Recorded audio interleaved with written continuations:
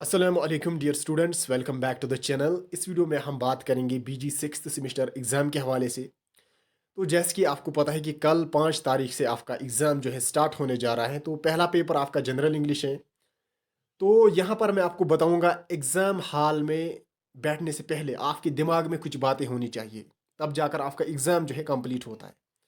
हर वक़्त आपकी hard work काम नहीं आती है, कभी-कभी आपको स्मार्ट बनना पड़ता है, मीन्स स्मार्ट वर्क करनी पड़ती है। तो आप कितना भी हार्ड वर्कर हो, क्यों ना हो, तो आप जब एग्ज़ाम में जाते हो, अगर आपके दिमाग में ये चीज़ें नहीं हैं, तो आप एग्ज़ाम में मेहनत करके भी फ़ेल हो सकते हो।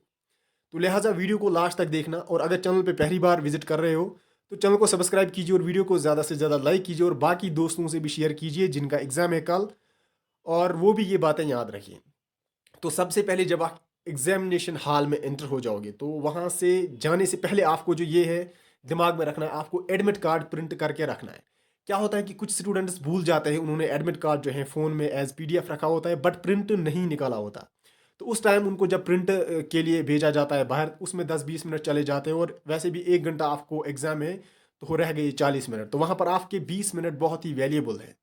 तो आपको, आपके साथ ऐसा ना हो तो एडमिट कार्ड को अभी प्रिंट करके रखिए और अपने हाथ में रखिए, अपने जेब में रखिए, अपने बैग में रखिए। तो एडमिट कार्ड फर्स्ट प्रायोरिटी। दूसरा, जब आप एग्जामिनेशन हॉल में जाओगे तो अक्सर बेशतर जो है स्टूडेंट्स का रिजल्ट बंद होता है। किसी को एलओ दिखाता है, एनए दिखाता है, या कोई और इशू होता है, स्टार दिखाता है इवॉल्वेशन स्टेट्स। उसका यही रीज़न होता है।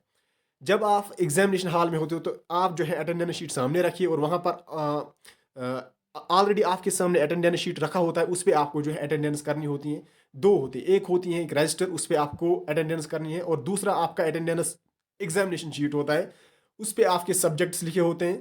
तो जिस पेपर का आपका एग्ज़ाम है, वहाँ पर उस पेपर का नाम लिखना है और डेट लिखना है और सिग्नेचर करना है। साथ में शायद आंसर बुकलेट जो होता है आपका, उसकी वो सीरीज़ भी लिखनी होती है। वैसे आज तो नहीं होगा, वो एमसीक्यू पैटर्न में होता था। तो सबसे पहले एडमिट कार्ड, उसके बाद आपको अटेंडेंस शीट पे अपना सब्जेक्ट लिखना है, और साथ में डेट भी लिखना है और सिग्नेचर भी करना है।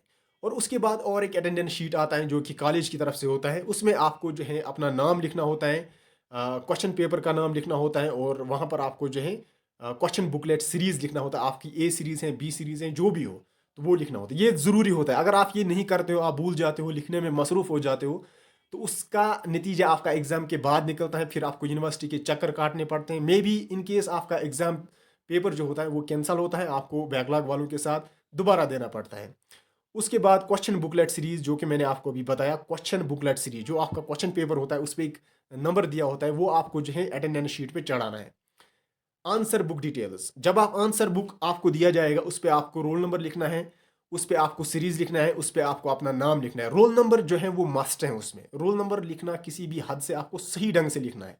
अगर थोड़ा-सा इयां-उवां हो गया, तो उससे आपका रिज़ल्ट बंद हो सकता है। लिहाज़ा रोल नंबर जो है ध्यान से लिख लीजिए, उसके बाद नाम लिख लीजिए, और क्वेश्चन बुकलेट जो होता है, आपका क्वेश्चन पेपर जो होता है, उसकी सीरीज़ दी होती है, वो भी आपको वहाँ पर लिखनी है।